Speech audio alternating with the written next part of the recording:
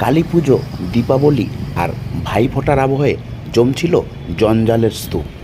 স্থানীয় বাসিন্দারাই ফোন করেন আমার খবর বাংলায়, আর তারপরেই নিউজটি পরিবেশন করে আমার খবর বাংলা।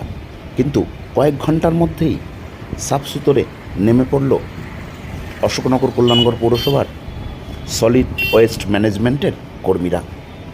আধ ঘন্টার চেষ্টায় সাফসুতর হলো অশোকনগরের গৌরব চৌরঙ্গি মোড় এলাকা। এখানেই সবসময়ই বিভিন্ন ব্যবসায়ীদের কাছ থেকে খাবার খাওয়ার জন্য বাইরের থেকে মানুষজন আসে, তবে নির্দিষ্ট পাত্রে অনেক সময় তারা ফেলেন না খাবারের অংশ এবং পাতাসহ বিভিন্ন প্লেট, আর তার জেরেই রীতিমতো দুর্গন্ধে নাকাল হচ্ছিলেন স্থানীয় বাসিন্দারা। উৎসবের মরশুমে ঠিক মতন পরিষ্কারও হয়নি। আজ সকালে অবশ্য সাফসুতর করলেন কর্মীরা। কি জানাচ্ছেন গুপি মজুমদার, শুনবো। একটা নিউজে দেখালো যে 2-3 দিন ধরে নাকি ময়লা পরিষ্কার হয় না, বাজারের পাশে ময়লা পড়েছিল, তাতে স্থানীয় মানুষের সমস্যা হচ্ছিল।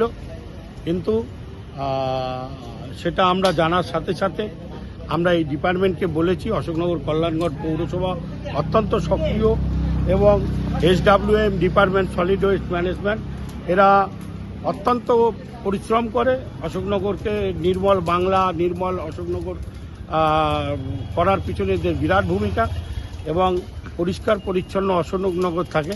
দেখুন, এই পুজো গেল এত বড়, প্রচুর ক্রেতা সাধারণের ভিড়, হাজার হাজার মানুষের সমাগম। রাত্রিবেলা ময়লা পরিষ্কার করলে সকালবেলা ভর্তি হয়ে যাচ্ছে। সেক্ষেত্রে যেই জায়গাটা আজকে অপরিষ্কার ছিল, যেটা নিয়ে নিউজ হয়েছিল, এখনও সেই জায়গাটা একদম ঠিক আছে এবং পুরো পরিষ্কার। এক ঘন্টার মধ্যে পরিষ্কার হয়ে গেছে।